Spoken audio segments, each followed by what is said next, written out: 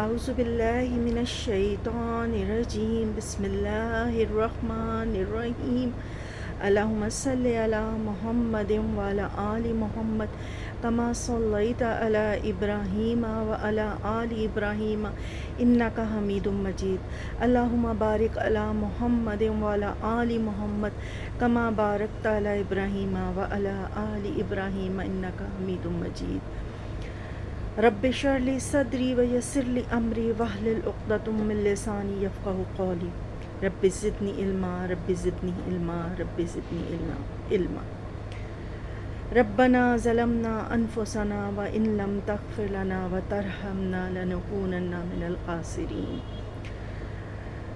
السلام علیکم ورحمۃ اللہ وبرکاتہ۔ مدینہ پاک کی سرزمین، نبی پاک کی سرزمین سے آپ کے لیے درس دورہ قرآن لے کر میں آئی ہوں۔ ہمارا سلسلہ درس دورہ قرآن ترجمہ چل رہا ہے۔ پارہ نمبر ہمارا 10 شروع ہوگا آج، اور سورۃ انفال ہماری پارہ نمبر 9 سے کنٹینیو ہے۔ آج ہماری سورۃ انفال بھی مکمل ہوگی، اور نبی پاک کی خوبصورت سرزمین سے آپ ترجمہ قرآن سنیے اور اس سے صراط مستقیم اور ہدایت کا راستہ حاصل کرنے کی کوشش کیجیے۔ چلیں جی، ہم ترجمہ سٹارٹ کرتے ہیں۔ پارہ نمبر 10 سورۃ انفال۔ انفال کا مطلب میں آپ کو بتا چکی ہوں، مال غنیمت۔ اب آگے کی جو شروع کی آیات ہیں اس میں مال غنیمت کی تقسیم کا طریقہ بتایا جائے گا، جنگ بدر کا ذکر آئے گا، اور جنگ بدر کو یوم فرقان بھی کہا جاتا ہے، کیونکہ یہ اسلام کی پہلی جنگ تھی جو مسلمان اور کافر کے درمیان ہوئی تھی، اور مسلمانوں کو بہترین فتح حاصل ہوئی تھی۔ اور دوسرے یہ کہ اس میں ایک چیز کا ذکر آئے گا کہ نبی اکرم صلی اللہ علیہ وآلہ وسلم نے فرمایا کہ مال غنیمت میں جو 5واں حصہ ہے وہ بھی مسلمانوں کے مسا پر ہی خرچ ہوتا ہے، یعنی کہ 5واں حصہ جو ہے وہ نبی کا ہے مال غنیمت میں سے، دوسرا حصہ رسول کے قرابت داروں کا، پھر یتیموں، مسکینوں اور مسافروں کا، اور کہا جاتا ہے کہ یہ خمس حسب ضرورت خرچ کیا جائے گا۔ اور پھر یہ ہے کہ اس میں اس کے نزول سے مراد فرشتوں کا بھی نزول ہے، جس فرشتوں نے بھی بدر کے موقع پہ مسلمانوں کی مدد کی تھی اللہ کے حکم سے۔ ان باتوں کا آگے کی آیات میں ذکر آئے گا۔ ہم ترجمے کی طرف بڑھتے ہیں۔ جان لو کہ تم جس قسم کی جو کچھ غنیمت حاصل کرو، اس میں سے 5واں حصہ تو اللہ کا ہے، اور رسول کا، اور قرابت داروں کا، اور یتیموں اور مسکینوں کا، اور مسافروں کا، اگر تم اللہ پر ایمان لائے ہو، اور اس چیز پر جو ہم نے اپنے بندے پر اس دن اتاری ہے، جو دن حق و باطل کی جدائی کا تھا، جس دن 2 فوجیں بھیڑ گئی تھیں، اور اللہ ہر چیز پر قادر ہے، جب کہ تم پاس والے کنارے پر تھے اور وہ دور والے کنارے پر تھے، اور قافلہ تم سے بہت نیچا تھا۔ اگر تم آپس میں وعدے کرتے تو یقیناً تم وقت معین پر پہنچنے میں مختلف ہو جاتے، تاکہ کر ڈالو اللہ ایک کام جو مقرر ہو چکا تھا، تاکہ جو ہلاک ہو دلیل پر، یعنی یقین جان کر ہلاک ہوا ہو، اور جو زندہ رہے وہ بھی دلیل پر حق پہچان کر زندہ رہے۔ بے شک اللہ بہت سننے والا، خوب جاننے والا ہے۔ جبکہ اللہ نے تجھے تیرے خواب میں ان کی تعداد کم دکھائی، اگر وہ آپ کو زیادہ دکھاتا تو تم بزدل ہو جاتے اور اس کام کے بارے میں آپس میں اختلاف کرتے، لیکن اللہ نے بچا لیا، وہ دلوں کے بھید سے خوب آگاہ ہے۔ جبکہ اس نے بوقت ملاقات انہیں تمہاری نگاہوں میں بہت کم کر دکھایا، اور تمہیں ان کی نگاہوں میں بہت کم کر دکھایا، تاکہ اللہ اس کام کو انجام تک پہنچا دے جو مقرر ہو چکا تھا، اور سب کام اللہ ہی کی طرف پھیرے جاتے ہیں۔ اے ایمان والو، جب تم کسی مخالف فوج سے بھیڑ جاؤ تو ثابت قدم رہو، اور بکثرت اللہ کو یاد کرو تاکہ تمہیں کامیابی حاصل ہو۔ اب بدر میں اللہ کی مدد آئی تھی۔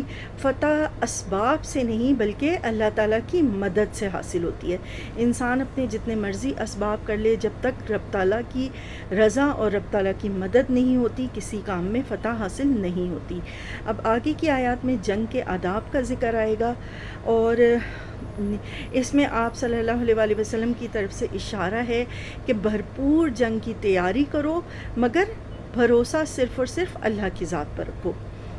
مخالف فوج سے بھیڑ جاؤ تو ثابت قدم رہو اور بکثرت اللہ کی یاد کرو تاکہ تمہیں کامیابی حاصل ہو۔ اللہ اور اس کے رسول کی فرما برداری کرتے رہو، آپس میں اختلاف نہ کرو ورنہ بزدل ہو جاؤ گے اور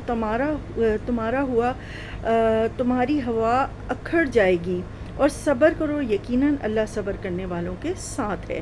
ان لوگوں جیسے نہ بنو جو اتراتے ہوئے اور لوگوں میں خود نمائی کرتے ہوئے اپنے گھروں سے چلے اور اللہ کی راہ سے روکتے تھے، اور جو کچھ وہ کر رہے ہیں اللہ اسے گھیر لینے والا ہے۔ جبکہ شیطان ان کے اعمال انہیں خوشنما کر کے دکھا رہا تھا اور کہہ رہا تھا کہ لوگوں میں سے کوئی بھی آج تم پر غالب نہیں آ سکتا، میں خود بھی تمہارا حمایتی ہوں۔ لیکن جب دونوں جماعتیں آمنے سامنے ہوئیں تو اپنی ایڑیوں کے بل پیچھے ہٹ گیا اور کہنے لگا، میں تو تم سے بری ہوں، میں وہ دیکھ رہا ہوں جو تم نہیں دیکھ رہے، اور میں اللہ سے ڈرتا ہوں، اللہ سخت عذاب والا ہے۔ جبکہ منافق کہہ رہے تھے، اور وہ بھی جن کے دلوں میں روک تھا کہ انہیں تو ان کے دین نے دھوکے میں ڈال دیا ہے، جو بھی اللہ پر بھروسہ کرے اللہ بلا شبہ وہ شبہ غلبے والا اور حکمت والا ہے۔ اب آگے جن باتوں کا ذکر آئے گا اس کا تھوڑا سا اس میں تھوڑی سی امپورٹنٹ پوائنٹ میں آپ کو بتا دوں کہ مشرکین جب مکہ سے روانہ ہوئے تھے تو انہیں اپنے حلیف جو ہے نا قبیلے بنی بکر اور بنی کنانہ سے اندیشہ تھا کہ وہ انہیں پیچھے سے نقصان نہ پہنچائیں۔ چنانچہ شیطان نے کیا کیا کہ سراقہ بن مالک کی صورت بنا کر آیا، جو بنو بکر بن کنانہ کے ایک سردار تھے، اور انہیں نہ صرف فتح اور غلبہ کی بشارت دی بلکہ اپنی حمایت کا بھی بھرپور یقین دلایا۔ مطلب اس بنی بکر کے قبیلے کے سردار کی طرف سردار کی صورت بدل کے آیا اور انہیں بھرپور فتح کی امید دلائی اور یقین دلایا، لیکن جب ملائکہ کی صورت میں امداد الہی سے نظر آئی تو یہ ایڑیاں رگڑ کے بھاگ گیا۔ یہ اس کا جو ہے نا تھوڑا سا لب لباب ہے، اس کا تھوڑا سا اس کے ایسے پوائنٹ ہے کہ جو آپ کو مد نظر رکھنے چاہیے۔ جبکہ منافق کہہ رہے تھے، اور وہ بھی جن کے دلوں میں روک تھا کہ انہیں تو ان کے دین نے دھوکے میں ڈال دیا ہے، جو بھی اللہ پر بھروسہ کرے اللہ بلا شبہ شک غلبے والا اور حکمت والا ہے۔ کاش کہ تو دیکھتا جب فرشتے کافروں کی روح قبض کرتے ہیں، ان کے منہ پر اور سرینوں پر مارتے ہیں اور کہتے ہیں تم جلنے کا عذاب چکھو، یہ ان کاموں کا بدلہ ہے جو تمہارے ہاتھوں نے آگے بھیج رکھی ہیں، بے شک اللہ اپنے بندوں پر ظلم کرنے والا نہیں۔ مثل فرعونیوں کے حال کے اور ان سے پہلے کے لوگوں کے، انہوں نے اللہ کی آیتوں سے کفر کیا، بس اللہ نے ان کے گناہوں کے باعث انہیں پکڑ لیا۔ یقیناً اللہ قوت والا اور سخت عذاب والا ہے۔ یہ اس لیے کہ اللہ ایسا نہیں کہ کسی قوم پر کوئی نعمت انعام فرما کر پھر بدل دے، جب تک کہ وہ خود اپنی حالت کو نہ بدل دیں جو کہ ان کی اپنی تھی، اور یہ کہ اللہ سننے والا اور جاننے والا ہے۔ مثل حالت فرعونیوں کے اور ان سے پہلے کے لوگوں کے، انہوں نے اپنے رب کی باتیں جھٹلائیں، پس ان کے گناہوں کے باعث ہم نے انہیں برباد کیا اور فرعونیوں کو ڈبو دیا۔ یہ سارے ظالم تھے۔ تمام جانداروں سے بدتر اللہ کے نزدیک وہ ہیں جو کفر کریں پھر وہ ایمان نہ لائیں، جن سے آپ نے عہد و پیمان کر لیا، پھر بھی وہ اپنے عہد و پیمان کو ہر مرتبہ توڑ دیتے ہیں اور وہ ذرا نہیں ڈرتے۔ پس اگر آپ انہیں لڑائی میں موجود پائیں تو انہیں ایسی عبرتناک سزا دیں کہ ان کے پچھلے بھی بھاگ کھڑے ہوں تاکہ وہ نصیحت حاصل کریں، اور اگر آپ کو کسی قوم کی خیانت کا ڈر ہو تو برابری کی سطح پر ان کا معاہدہ ان کے آگے پھینک دو تاکہ وہ نصیحت حاصل کریں، اور اگر آپ کو کسی قوم کی خیانت کا ڈر ہو تو برابری کی سطح پر ان کا معاہدہ ان کے آگے پھینک دو، اللہ خیانت کرنے والوں کو پسند نہیں کرتا۔ کافر یہ خیال نہ کریں کہ وہ بھاگ نکلے، یقیناً وہ عاجز نہیں کر سکتے۔ تم ان کافروں کے مقابلے کے لیے اپنی استطاعت کے مطابق قوت تیار بندھے ہوئے گھوڑے فراہم کرنے کی تیاری کرو کہ اس سے تم اللہ کے دشمنوں کو اور اپنے دشمنوں کو خوف زدہ رکھ سکو، اور ان کے ساتھ اوروں کو بھی جنہیں تم نے تم نہیں جانتے، اللہ انہیں خوب جانتا ہے۔ جو کچھ بھی اللہ کی راہ میں صرف کرو گے وہ تمہیں پورا پورا دیا جائے گا اور تمہارا حق نہ مارا جائے گا۔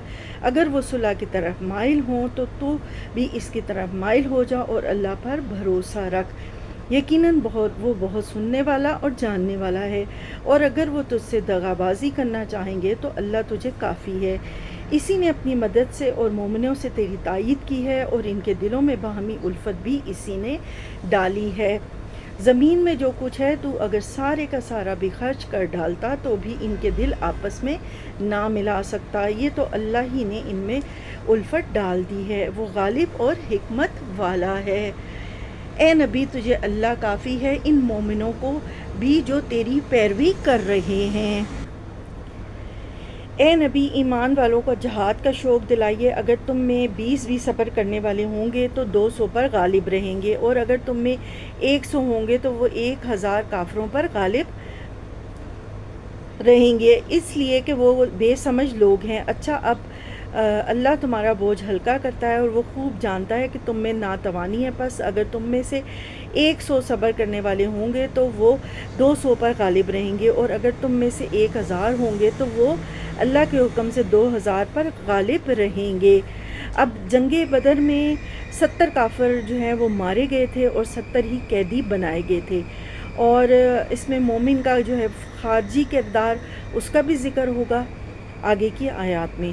اور اللہ صبر کرنے والوں کے ساتھ ہے، نبی کے لیے یہ مناسب نہیں کہ اس کے پاس جنگی قیدی آتے جب تک کہ وہ زمین میدان جنگ میں خوب خون ریزی نہ کر لے۔ تم تو دنیا کا مال چاہتے ہو اور اللہ کا ارادہ آخرت کا ہے۔ اللہ زبردست حکمت والا ہے۔ اگر پہلے ہی سے اللہ کی طرف سے بات لکھی ہوئی نہ ہوتی تو جو فدیہ تم نے لیا ہے اس کے بدلے میں تمہیں کوئی بہت بڑی سزا ہوتی، بس جو کچھ حلال اور پاکیزہ غنیمت تم نے حاصل کی ہے خوب کھاؤ پیو اور اللہ سے ڈرتے رہو، یقیناً اللہ غفور الرحیم ہے اور اللہ زبردست حکمت والا ہے۔ اگر پہلے ہی سے اللہ کی طرف سے بات لکھی ہوئی نہ ہوتی تو یہ فدیہ تم نے لے لیا ہے، اس کے بدلے میں تمہیں کوئی بہت بڑی سزا ہوتی، بس جو کچھ حلال اور پاکیزہ غنیمت تم نے حاصل کی ہے خوب کھاؤ پیو اور اللہ سے ڈرتے رہو، یقیناً اللہ غفور الرحیم ہے۔ اے نبی جو قیدی آپ لوگوں کے قبضے میں ہیں ان سے کہہ دو کہ اگر اللہ تمہارے دلوں میں نیک نیتی دیکھے گا تو جو کچھ تم سے لیا گیا ہے اس سے بہتر تمہیں دے گا اور تمہارے گناہ بھی معاف فرما دے گا، اور اللہ بخشنے والا مہربان ہے۔ اور اگر وہ تجھ سے خیانت کا خیال کریں گے تو یہ تو اس سے پہلے خود ہی اللہ سے بھی خیانت کر چکے ہیں، آخر اس نے انہیں گرفتار کرا دیا، اور اللہ علم و حکمت والا ہے۔ جو لوگ ایمان لائے اور ہجرت کی اور اپنے مالوں اور جانوں سے اللہ کی راہ میں جہاد کیا، اور جن لوگوں نے ان کو جگہ دی اور مدد کی اور یہ سب آپس میں ایک دوسرے کے رفیق ہیں، اور جو ایمان لائے تو لائے ہیں لیکن ہجرت نہیں کی، تمہارے لیے ان کی کچھ بھی رفاقت نہیں جب تک کہ وہ ہجرت نہ کریں۔ ہاں اگر وہ تم سے دین کے بارے میں مدد طلب کریں تو تم پر مدد کرنا ضروری ہے، مگر اس قوم کے خلاف نہیں کہ جن کے اور تمہارے درمیان صلح کا معاہدہ ہے۔ تم جو کچھ کرتے ہو اللہ اسے خوب دیکھتا ہے۔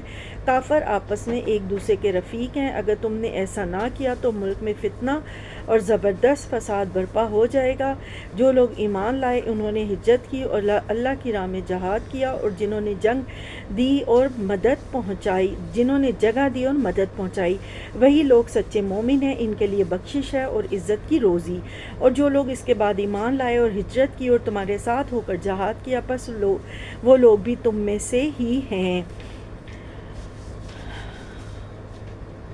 اب ہماری سورۃ انفال مکمل ہوئی، سورۃ توبہ سٹارٹ ہو رہی ہے، پارہ نمبر 10 سورۃ توبہ، اور سورۃ توبہ میں مدنی ہے اور اس میں 129 آیات اور 16 رکوع ہیں۔ اس کے سٹارٹ میں بسم اللہ نہیں پڑھی جاتی، اور فتح مکہ سن 9 ہجری کے بعد اعلان ہوا فتح مکہ کا، اور اس میں آپ صلی اللہ علیہ وآلہ وسلم نے تمام جو معاہدے کفار سے کیے گئے تھے وہ تمام ختم ہو گئے۔ اب آپ صلی اللہ علیہ وسلم نے حکم دیا کہ اب بیت اللہ کا طواف برہنہ نہیں ہوگا۔ مشرکین مکہ کے لیے یہ رسوا کن اعلان تھا کہ وہ کچھ ٹائم اور کچھ مدت کے وقت کے بعد وہ مکہ کو خالی کر دیں مشرکین، اور حرمت والے مہینوں کی مثال دی گئی ہے، اور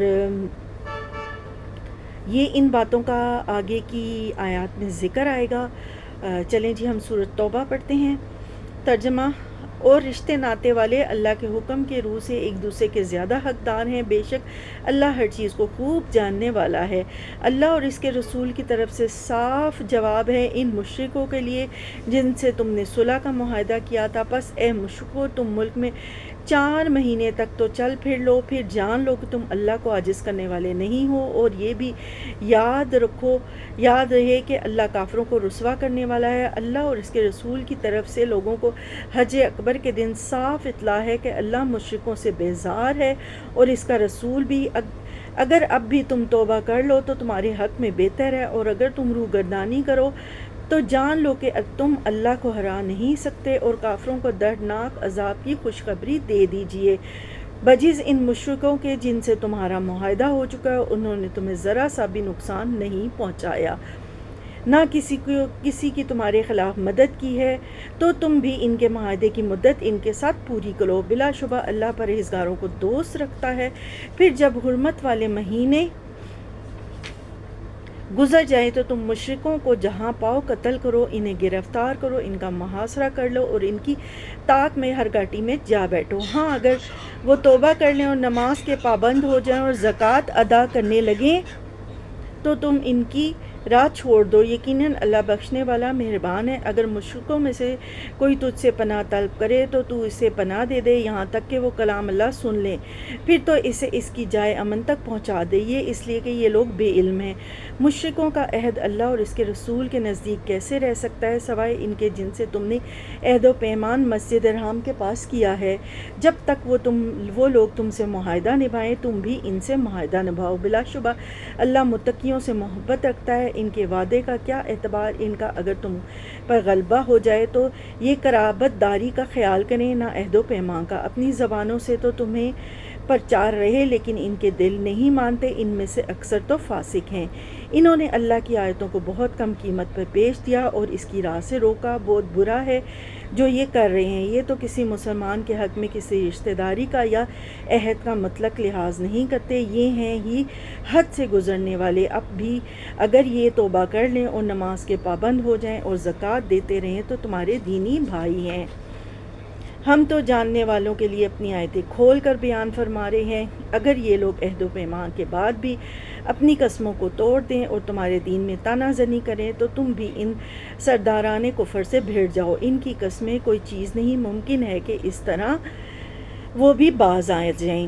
ان میں آگے بنو بکر اور بنو خزاع کا جو جھگڑا ہوا تھا اس کی طرف اشارہ ہے، اور اس کی ڈیٹیل آپ کو تفاسیر میں مل جائے گی۔ اگر یہ لوگ عہد و پیمان کے بعد بھی اپنی قسموں کو توڑ دیں اور تمہارے دین میں طعنہ زنی کریں تو تم بھی ان سرداران کفر سے بھیڑ جاؤ۔ ان کی قسمیں کوئی چیز نہیں، ممکن ہے اس طرح وہ بھی باز آ جائیں۔ تم ان لوگوں کی سرکوبی کے لیے کیوں تیار نہیں ہوتے جنہوں نے اپنی قسموں کو توڑ دیا اور پیغمبر کو جلا وطن کرنے کی فکر میں ہیں، اور پہلے انہوں نے خود ہی تم سے چھیڑ چھاڑ کی ہے۔ جنہوں نے اپنی قسموں کو توڑ دیا اور پیغمبر کو جلا وطن کرنے کی فکر میں ہیں وہ، اور پہلے انہوں نے خود ہی تم سے چھیڑ چھاڑ کی ہے۔ کیا تم ان سے ڈرتے ہو؟ اللہ ہی زیادہ مستحق ہے کہ تم اس سے ڈرو، بشرطیہ تم ایماندار ہو۔ ان سے تم جنگ کرو، اللہ انہیں تمہارے ہاتھوں عذاب دے گا، انہیں ذلیل و رسوا کرے گا، تمہیں ان پر مدد دے گا اور مسلمانوں کے کلیجے ٹھنڈے کرے گا اور ان کے دل کا غم و غصہ دور کرے گا۔ اب کیا ہے کہ آگے کی جو آیات ہیں اس میں سن 9 ہجری میں جو غزوہ تبوک ہوا روم سے اور غزوہ حنین، ان چیزوں کا ذکر آئے گا۔ غزوہ تبوک اور غزوہ حنین کا ذکر آئے گا۔ اور اللہ جس پر چاہتا ہے توجہ فرماتا ہے۔ اللہ خوب جاننے والا، حکمت والا ہے۔ کیا تم یہ سمجھ بیٹھے ہو کہ تم چھوڑ دیے جاؤ گے، حالانکہ ابھی تک اللہ نے ان لوگوں کو جانا ہی نہیں جنہوں نے تم میں سے جہاد کیا، اور جنہوں نے اللہ اور اس کے رسول اور مومنوں کے سوا کسی کو ولی دوست نہیں بنایا، دلی دوست نہیں بنایا۔ اللہ خوب خبردار ہے اس سے جو تم کر رہے ہو۔ لائق نہیں کہ مشرک اللہ کی مسجدوں کو آباد کریں جبکہ وہ خود اپنے کفر کے آگے ہی گواہ ہیں۔ ان کے اعمال غارت و وقارت ہیں اور وہ دائمی طور پر جہنمی ہیں۔ اللہ کی مسجدوں کو آباد کرنا تو ان کے حصے میں ہے جو اللہ پر اور قیامت کے دن پر ایمان رکھتے ہوں، نمازوں کے پابند ہو، زکوٰۃ دیتے ہوں، اللہ کے سوا کسی سے نہ ڈرتے ہوں۔ توقع ہے کہ یہی لوگ یقیناً ہدایت یافتہ ہیں۔ آگے کی آیات میں حاجیوں کو پانی پلانے اور مسجد حرام کی دیکھ بھال کرنے والوں کا ذکر آئے گا۔ کیا تم نے حاجیوں کو پانی پلا دینا اور مسجد حرام کی خدمت کرنا اس کے برابر کر دیا جو اللہ پر اور آخرت کے دن پر ایمان لایا اور اس نے اللہ کی راہ میں جہاد کیا؟ یہ اللہ کے نزدیک برابر نہیں ہو سکتے۔ اللہ ظالموں کو ہدایت نہیں دیتا۔ اب اس کا تھوڑا سا لبے لباب ایسا ہے کہ مشرکین جو ہیں وہ حاجیوں کو پانی پلانے اور مسجد حرام کی دیکھ بھال کرنے کا جو کام کرتے تھے اس پر انہیں بڑا ہی فخر تھا، اور اس کے مقابلے میں وہ ایمان اور جہاد کو کوئی اہمیت نہیں دیتے تھے، تو جس کا اہتمام مسلمان جو ہیں وہ بہت زیادہ کرتے تھے۔ اللہ تعالیٰ نے فرمایا کہ کیا تم سقایت حاج اور عمارت مسجد حرام کو ایمان باللہ اور جہاد فی سبیل اللہ کے برابر سمجھتے ہو؟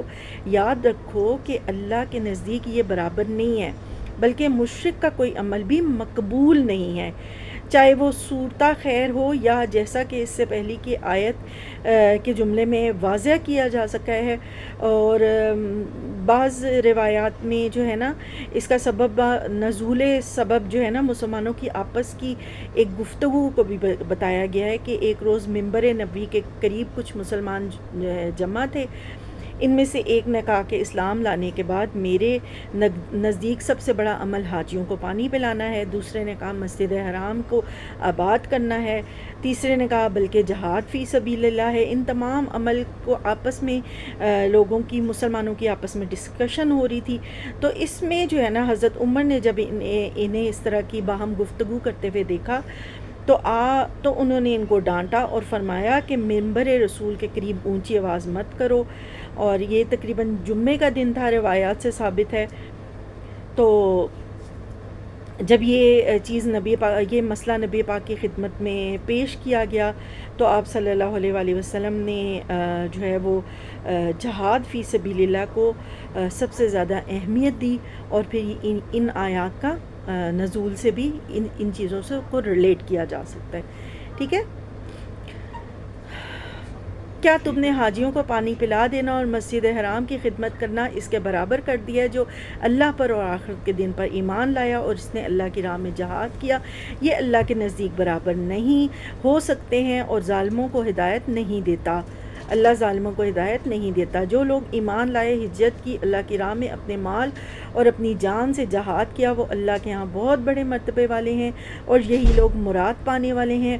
انہیں ان کا رب خوشخبری دیتا ہے اپنی رحمت اور رضامندی کی اور جنتوں کی، اور ان کے لیے وہاں دائمی نعمتیں ہیں، وہاں وہ ہمیشہ رہنے والے ہیں۔ اللہ کے پاس یقیناً بہت بڑا اجر ہے۔ اے ایمان والو، اپنے باپوں کو اور اپنے بھائیوں کو دوست نہ بناؤ اگر وہ کفر کو ایمان سے عزیز رکھیں۔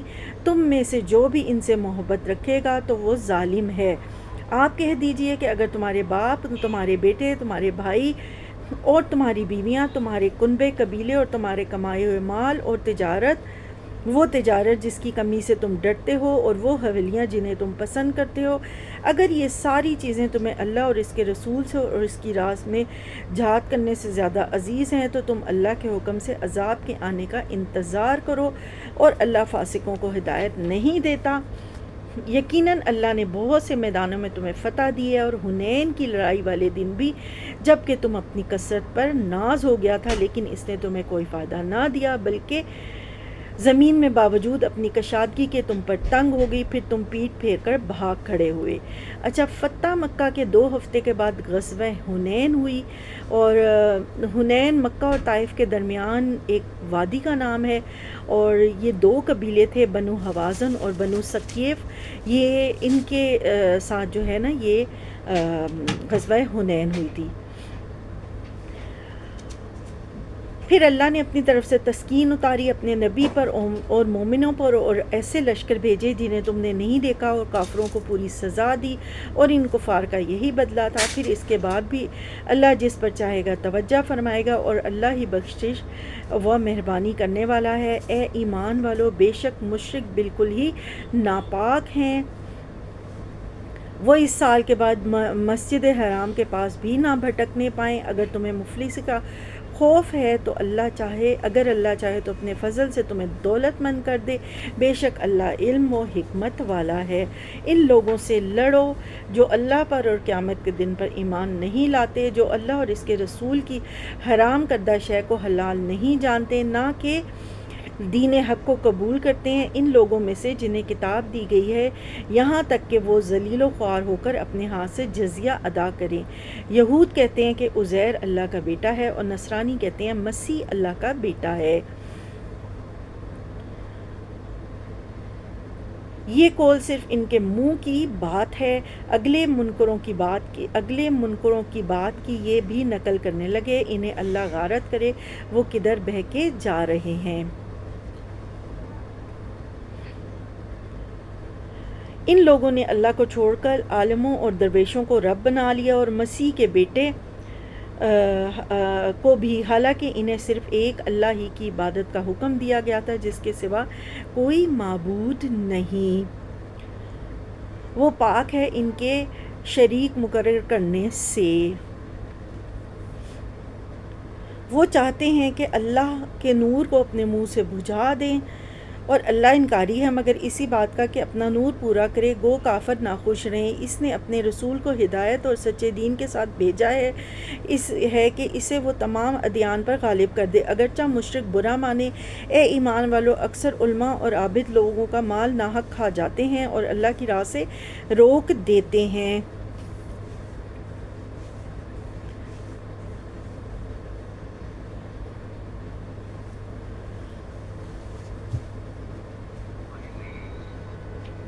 اور جو لوگ سونے چاندی کا خزانہ رکھتے ہیں اور اللہ کی راہ میں خرچ نہیں کرتے، انہیں دردناک عذاب کی خوشخبری دے دیجیے۔ جس دن اس خزانے کو آتش دوزخ میں تپایا جائے گا، پھر اس سے ان کی پیشانیاں اور پہلو اور پیٹھیں داغی جائیں گی۔ ان سے کہا جائے گا، یہ ہے جسے تم نے اپنے لیے خزانہ بنا کر رکھا تھا، پس اپنے خزانوں کا مزہ چکھو۔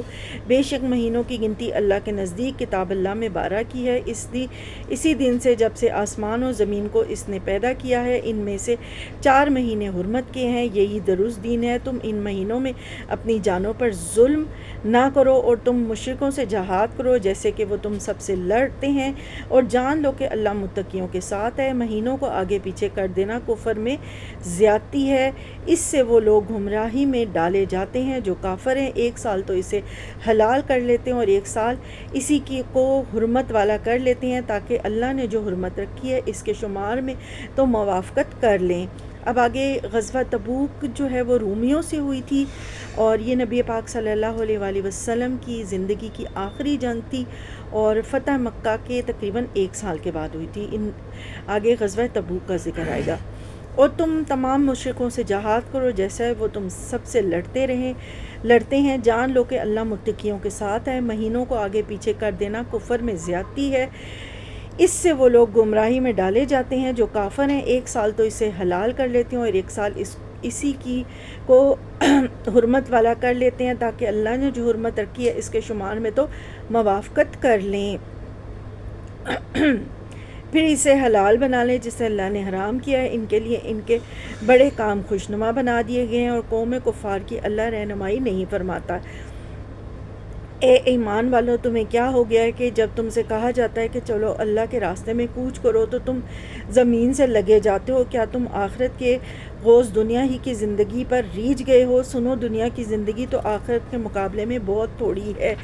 اگر تم نے کوچ نہ کیا تو تمہیں اللہ دردناک سزا دے گا، اور تمہیں تمہارے سوا اور لوگوں کو بدل لائے گا، تم اللہ کو کوئی نقصان نہیں پہنچا سکتے، اور اللہ ہر چیز پر قادر ہے۔ اگر تم اللہ کے رسول کی مدد نہ کرو گے تو کوئی پرواہ نہیں، اللہ ہی نے ان کی مدد کی اس وقت جبکہ اسے کافروں نے دیس سے نکال دیا تھا، دو میں سے دوسرا جبکہ وہ دونوں غار میں تھے، جب وہ اپنے ساتھی سے کہہ رہے تھے کہ غم نہ کر، اللہ ہمارے ساتھ ہے۔ آگے غزوہ تبوک میں کچھ صحابہ جو ہیں وہ شامل نہ ہو سکے تھے، تو انہوں نے اس کے بعد آپ صلی اللہ علیہ وآلہ وسلم کے حجرے کے پاس اپنے آپ کو ستونوں سے باندھ لیا۔ ان میں کعب بن مالک، مروہ بن ربیع اور حلال بن امید تھے، اور اسی طرح کچھ صحابہ اور تھے۔ انہوں نے کیا کیا کہ آپ صلی اللہ علیہ وآلہ وسلم کے حجرے کے باہر اپنے آپ کو ستون لبابہ سے باندھ لیا، اور انہوں نے کہا جب تک آپ صلی اللہ علیہ وآلہ وسلم ہم سے راضی نہیں ہوں گے ہم اپنے آپ کو یہیں پہ باندھے رکھیں گے۔ اور پھر آپ صلی اللہ علیہ وآلہ وسلم نے اللہ کے حکم کے مطابق ان لوگوں کو معاف فرما دیا۔ تو اس میں یہ کہ جہاد سے پیچھے رہنے یا اس سے جان چھڑانے والوں سے کہا جا رہا ہے کہ اگر تم مدد نہیں کرو گے تو اللہ تمہاری مدد کا محتاج نہیں ہے۔ ان آیات میں ان چیزوں کا ذکر آئے گا،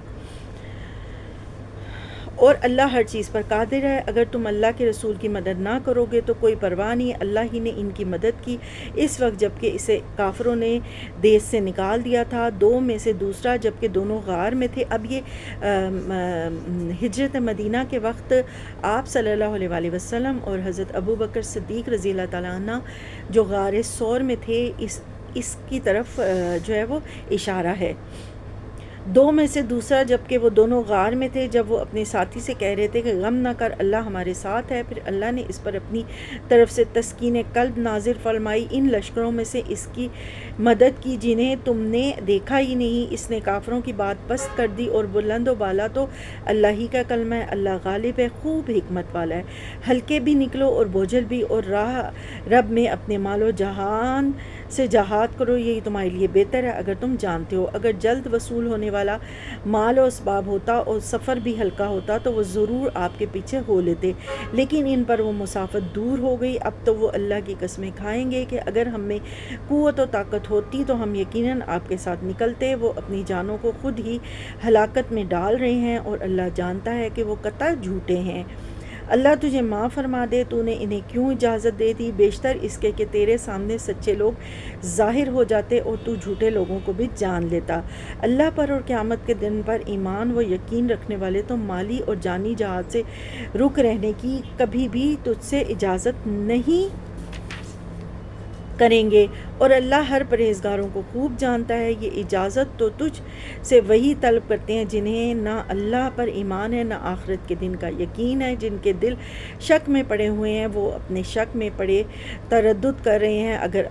اگر ان کا ارادہ جہاد سے نکلنے کا ہوتا تو وہ اس سفر کے لیے سامان کی تیاری کر رکھتے، لیکن اللہ کو ان کا اٹھنا پسند ہی نہ تھا، اس لیے انہیں حرکت ہی سے روک دیا اور کہہ دیا کہ تم بیٹھنے والوں کے ساتھ ہی رہو۔ اگر تم میں شامل ہو کر نکلتے بھی تو تمہارے لیے سوائے فساد کے اور کوئی چیز نہ بڑھاتے، بلکہ تمہارے درمیان خوب گھوڑے دوڑا دیتے اور تم میں فتنہ ڈالنے کی تلاش میں رہتے۔ ان کے لیے باتیں سننے والے جاسوس خود تم میں موجود ہیں، اور اللہ ان ظالموں کو خوب جانتا ہے۔ یہ تو اس سے پہلے بھی فتنے کی تلاش کرتے رہے اور تیرے لیے کاموں کو الٹ پلٹ کرتے رہے، یہاں تک کہ حق آ پہنچا اور اللہ کا حکم غالب آ گیا۔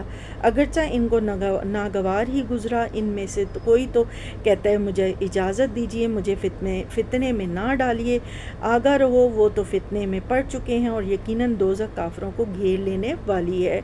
آپ کو اگر کوئی بھلائی مل جائے تو انہیں برا لگتا ہے، اور اگر کوئی برائی پہنچ جائے تو وہ کہتے ہیں ہم نے تو اپنا معاملہ پہلے ہی سے درست کر لیا تھا، پھر تو بڑے ہی اتراتے ہوئے لوٹتے ہیں۔ آپ کہہ دیجیے کہ ہمیں سوائے اس کے جو اللہ نے ہمارے حق میں لکھا ہے کوئی چیز ہی پہنچ ہی نہیں سکتی، وہ ہمارا کارساز اور مولا ہے۔ مومنوں کو تو اللہ کی ذات پاک پر ہی بھروسہ کرنا چاہیے۔ کہہ دیجئے کہ تم ہمارے بارے میں جس چیز کا انتظار کر رہے ہو وہ دو بھلائیوں میں سے ایک ہے، اور ہم تمہارے حق میں اس کا انتظار کر رہے ہیں کہ یا تو اللہ تمہیں اپنے پاس سے کوئی سزا دے یا ہمارے ساتھیوں سے۔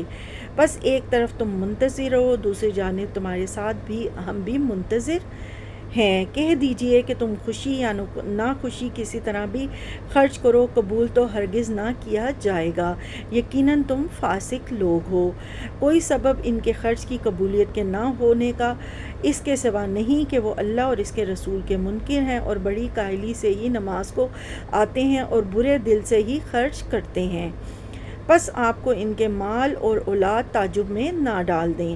اللہ کی چاہت یہی ہے کہ اس سے انہیں دنیا کی زندگی میں ہی سزا دے، اور ان کے کفر ہی کی حالت میں ان کی جانیں نکل جائیں، اور وہ اللہ کی قسم کھا کر کہتے ہیں کہ یقیناً وہ بھی ان میں سے ہیں، حالانکہ وہ دراصل تمہارے نہیں۔ بات صرف اتنی ہے کہ یہ ڈرپوک لوگ ہیں۔ اگر یہ کوئی بچاؤ کی جگہ یا کوئی غار یا کوئی بھی سر گھسانے کی جگہ پا لے تو ابھی اس طرف لگام توڑ کر الٹے بھاگ جائیں۔ ان میں وہ بھی ہیں جو خیراتی مال کی تقسیم کے بارے میں آپ پر عیب رکھتے ہیں۔ اب آگے کی آیات میں صدقات واجبہ کا ذکر ہے، مثلا زکوٰۃ۔ نبی کریم کے صلی اللہ علیہ وسلم کی شان میں گستاخی کرنے والوں کو سخت سزا کی وعید سنائی گئی ہے، ٹھیک ہے، کیونکہ کچھ کفار ایسے تھے کہ وہ نعوذ باللہ آپ صلی اللہ علیہ وسلم کے مال غنیمت کو جو ہے نا اس میں غیر منصفانہ تقسیم پہ انگلیاں اٹھاتے تھے، تو اس پہ جو ہے وہ آپ صلی اللہ علیہ وسلم کی ذات پہ جو انگلیاں اٹھاتے تھے اس کے لیے بے انتہا سخت وعید آئی ہے۔ اور صدقات واجبہ مثلا زکوٰۃ وغیرہ، اب ہم اس کے بارے میں پڑھتے ہیں۔ اگر انہیں خیراتی مال کی تقسیم کے بارے میں آپ پر عیب رکھتے ہیں، اگر انہیں اس میں سے مل جائے تو خوش ہیں، اور اگر اس میں سے نہ ملا تو فوراً ہی بگڑ کھڑے ہوئے۔ اگر وہ اللہ اور اس کے رسول کے دیے ہوئے پر خوش رہتے اور کہہ دیتے کہ اللہ ہمیں کافی ہے، اللہ ہمیں اپنے فضل سے دے گا، اور اس کا رسول بھی، بے شک ہم تو اللہ ہی کی طرف رغبت کرنے والے ہیں۔ صدقات، زکوٰۃ، خیرات صرف فقیروں اور مسکینوں کے لیے ہے، اور ان کے وصول کرنے والوں کے لیے، اور ان لوگوں کے لیے جن کی دل جوئی مقصود ہوتی ہے، اور اگر گردن چھڑاتے ہیں، اور قرض داروں کے لیے، اور اللہ کی راہ میں، اور راہ رد مسافر کے لیے فرض ہے اللہ کی طرف سے، اور اللہ خوب علم و حکمت والا ہے۔ ان میں سے وہ بھی ہیں جو پیغمبر کو ایذا دیتے ہیں اور کہتے ہیں کہ وہ کان کا کچا ہے۔ آپ کہہ دیجئے کہ یہ کان کا کچا ہونا ہی تمہارے لیے بہتر ہے، اور اللہ پر ایمان رکھنا اور مسلمانوں کی بات کا یقین کرنا، اور تم سے جو اہل ایمان ہیں ان کے لیے رحمت ہے۔ رسول اللہ کو جو ایذا دیتے ہیں ان کے لیے دردناک عذاب ہے۔ محض تمہیں خوش کرنے کے لیے تمہارے سامنے اللہ کی قسمیں کھاتے ہیں، حالانکہ اگر یہ ایماندار ہوتے تو اللہ اور اس کا رسول راضی کرنے کے زیادہ مستحق تھے۔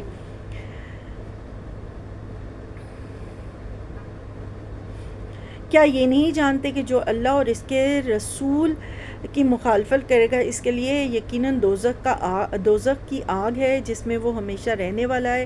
یہ زبردست رسوائی ہے۔ منافقوں کو ہر وقت اس بات کا کھٹکا لگا رہتا ہے کہ کہیں مسلمانوں پر کوئی صورت نہ اترے جو ان کے دلوں کی باتیں انہیں بتلا دے۔ کہہ دیجئے کہ تم مذاق اڑاتے ہو، یقیناً اللہ اسے ظاہر کرنے والا ہے جس سے تم ڈر دبک رہے ہو۔ اگر آپ ان سے پوچھیں تو صاف کہہ دیں کہ ہم تو یوں ہی آپس میں ہنس بول رہے تھے۔ کہہ دیجئے کہ اللہ کی آیتیں اور اس کا رسول ہی تمہارے ہنسی مذاق کے لیے رہ گئے ہیں۔ تم بہانے نہ بناؤ، یقیناً تم اپنے ایمان کے بعد بے ایمان ہو گئے۔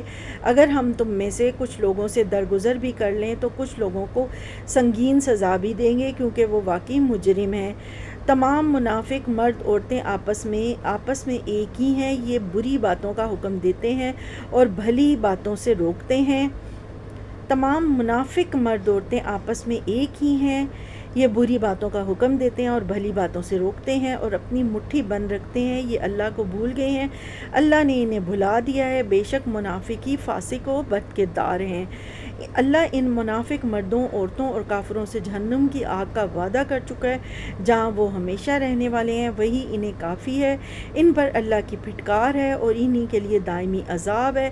منافقوں، تمہارا حال مثل ان لوگوں کے ہے جو تم سے پہلے تھے، تم سے وہ زیادہ قوت والے اور زیادہ مال و اولاد والے تھے، بس انہوں نے اپنے دینی حصے سے خوب فائدہ اٹھایا اور تم نے اپنے حصے سے فائدہ اٹھایا۔ اب یہ آگے کی آیات میں جن باتوں کا ذکر ہے کہ برائی پھیلانے سے اور نیکی سے روکنے والے منافق ہوتے ہیں، جس طرح تم سے پہلے کے لوگوں نے اپنے حصے سے فائدہ اٹھایا تھا اور تم نے بھی اسی طرح مذاقہ بحث کی جس طرح کہ انہوں نے کی تھی۔ ان کے مال دنیا اور آخرت میں غارت ہو گئے اور یہی لوگ نقصان پانے والے ہیں۔ کیا انہیں اپنے سے پہلے لوگوں کی خبر نہیں پہنچی، یعنی قوم نوح، عاد، سمود، قوم ابراہیم، اہل مدین اور اہل مؤتفقات یعنی الٹی ہوئی بستیوں کے رہنے والوں کی ان کے پاس ان کے پیغمبر کی دلیلیں لے کر پہنچے۔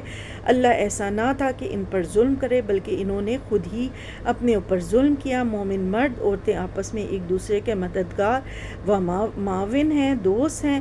وہ بھلائی کا حکم دیتے ہیں اور برائیوں سے روکتے ہیں، نماز قائم کرتے ہیں، زکوٰۃ ادا کرتے ہیں، اللہ اور اس کے رسول کی اطاعت کرتے ہیں۔ یہی لوگ ہیں جن پر اللہ بہت جلد رحم فرمائے گا، بے شک اللہ غلبے والا خوب حکمت والا ہے۔ ان ایماندار مردوں عورتوں سے اللہ نے ان جنتوں کا وعدہ فرمایا ہے جن کے نیچے نہریں بہتی ہیں، جہاں وہ ہمیشہ ہمیشہ رہنے والے ہیں، ان صاف ستھرے پاکیزہ محلات کا جو ان ہمیشگی والی جنتوں میں ہیں، اور اللہ کی رضامندی سب سے بڑی چیز ہے۔ یہی زبردست کامیابی ہے۔ اے نبی، کافروں اور منافقوں سے جہاد جاری رکھو اور ان پر سخت ہو جاؤ۔ ان کی اصل جگہ دوزخ ہے جو نہایت بدترین جگہ ہے۔ وہ اللہ کی قسمیں کھا کر کہتے ہیں کہ انہوں نے نہیں کہا، حالانکہ یقیناً کفر کا کلمہ ان کی زبان سے نکل چکا ہے اور وہ اپنے اسلام کے بعد کافر ہو گئے ہیں، اور انہوں نے اس کام کا قصد بھی کیا جو پورا نہ کر سکے۔ وہ صرف اسی بات کا انتقام لے رہے ہیں کہ انہیں اللہ نے اپنے فضل سے اور اس کے رسول نے دولت مند کر دیا۔ اگر وہ اب بھی توبہ کر لیں تو یہ ان کے حق میں بہتر ہے، اور اگر منہ موڑ رہے ہیں تو اللہ انہیں دنیا اور آخرت میں دردناک عذاب دے گا، اور زمین بھر میں ان کا کوئی حمایتی اور مددگار نہ ہوگا۔ ان میں وہ بھی ہیں جنہوں نے اللہ سے عہد کیا تھا کہ اگر وہ ہمیں اپنے فضل سے مال دے گا تو ہم ضرور صدقہ و خیرات کریں گے اور پکی ہوئی نیکیوں میں ہو جائیں گے، پکی طرح نیکیوں میں ہو جائیں گے۔ لیکن جب اللہ نے اپنے فضل سے انہیں دیا تو وہ اس میں بخل کرنے لگے اور ٹال مٹول کر کے منہ موڑ لیا۔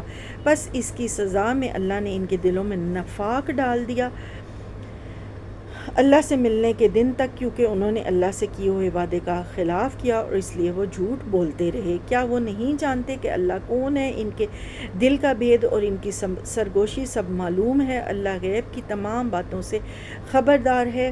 جو لوگ ان مسلمانوں پر طعنہ زنی کرتے ہیں جو دل کھول کر خیرات کرتے ہیں، اور ان لوگوں پر جنہیں سوائے اپنی محنت مزدوری کے اور کچھ میسر ہی نہیں، بس یہ ان کا مذاق اڑاتے ہیں، اور اللہ ان مذاق اڑانے والوں کا مذاق اڑاتا ہے، اور انہیں ان کے لیے دردناک عذاب ہے۔ تو ان کے لیے استغفار کر یا نہ کر، اگر تو 70 مرتبہ بھی ان کے لیے استغفار کرے تو بھی اللہ انہیں ہرگز نہ بخشے گا، یہ اس لیے کہ انہوں نے اللہ اور اس کے رسول سے کفر کیا ہے۔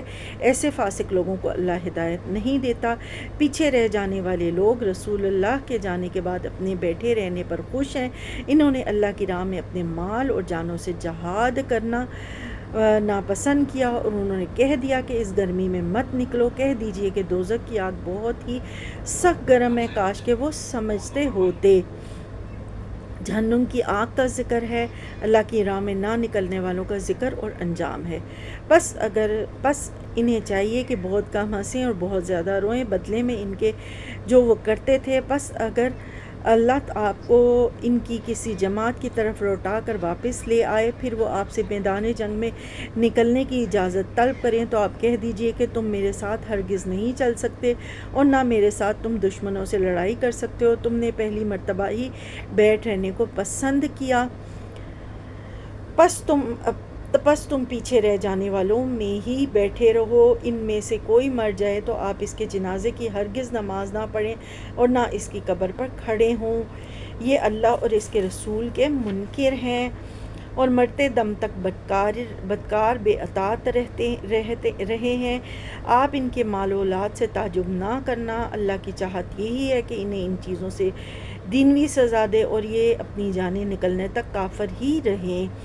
جب کوئی صورت اتاری جاتی ہے کہ اللہ پر ایمان لاؤ اور اس کے رسول کے ساتھ مل کر جہاد کرو، تو ان سے دولت مندوں کا ایک طبقہ آپ کے پاس آ کر یہ کہہ کر رخصت لے لیتا ہے کہ ہمیں تو بیٹھے رہنے والوں ہی میں چھوڑ دیجئے، یہ تو خانہ نشین عورتوں کا ساتھ دینے پر ریجھ گئے اور ان کے دلوں پر مہر لگا دی گئی، اب یہ کچھ نہیں سمجھتے۔ لیکن خود رسول اور اس کے ساتھ کے ایمان والے اپنے مالوں اور جانوں سے جہاد کرتے ہیں، یہی لوگ بھلائیوں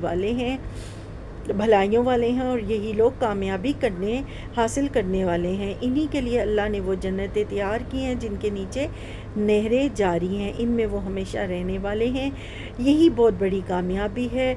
بعد یہ نشینوں میں سے بھی کچھ لوگ عذر کرتے ہوئے تمہارے پاس آئے کہ انہیں رخصت دی جائے، اور وہ لوگ بھی گھروں میں بیٹھ رہے جنہوں نے اللہ اور اس کے رسول سے جھوٹ بولا تھا۔ اب تو ان میں جتنے کفار ہیں انہیں دردناک عذاب ہوگا۔ ضعیفوں، بیماروں پر، جن کے پاس خرچ کرنے کو کچھ بھی نہیں، کوئی حرج نہیں، بشرطیہ وہ اللہ اور اس کے رسول کی خیر خواہی کرتے رہیں، ایسے نیکوں کاروں پر الزام کی کوئی راہ نہیں۔ اللہ بڑی مغفرت و رحمت والا ہے۔ ہاں، ان پر بھی کوئی حرج نہیں جو آپ کے پاس آتے ہیں کہ آپ انہیں سواری مہیا کریں، تو آپ جواب دیتے ہیں کہ میں تو تمہاری سواری کے لیے کچھ بھی نہیں پاتا، تو وہ رنج و غم سے اپنی آنکھوں سے آنسو بہاتے ہوئے لوٹ جاتے ہیں کہ انہیں خرچ کرنے کے لیے کچھ بھی میسر نہیں۔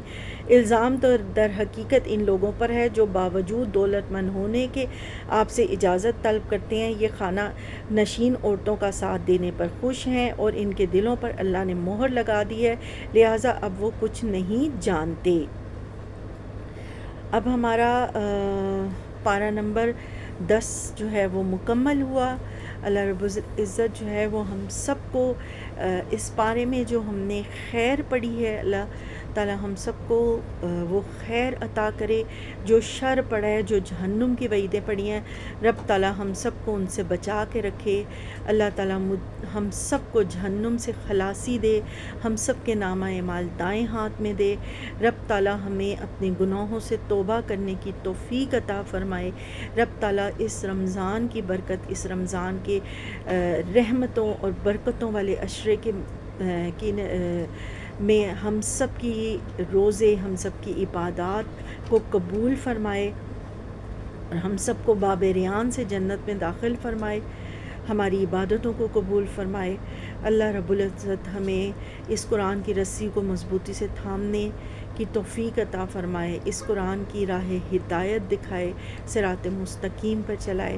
جس نے مجھے دعا کے لیے کہا ہے، اللہ تعالیٰ ان سب کی دلی دعاؤں کو قبول فرمائے اور ان سب کو مدینہ پاک کی بار بار حاضری نصیب فرمائے اور نبی پاک صلی اللہ علیہ وآلہ وسلم کا فرما بردار بنائے۔ اللہ رب العزت کا ان سے راضی ہوں، رب تعالیٰ مجھ سے اور آپ سے اور ہمارے والدین اور ہماری اولادوں سے راضی ہو۔ میرے تمام سننے والوں کا بہت بہت شکریہ، اور یہ تبلیغ کا ایک ذریعہ، آپ کے ایک شیئر سے، آپ کے ایک لائک سے یہ درس قرآن دوسرے لوگ بھی سن لیں گے اور یہ میرے اور آپ کے لیے صدقہ جاریہ بن جائے گا۔ تو پلیز چینل کو سبسکرائب بھی کریے گا اور اس کو شیئر بھی کیجیے گا۔ السلام علیکم ورحمۃ اللہ وبرکاتہ۔ سبحان اللہ وبحمدہ، سبحان اللہ العظیم۔ سبحان ربک رب العزت عما یصفون وسلام علی المرسلین والحمد للہ رب العالمین۔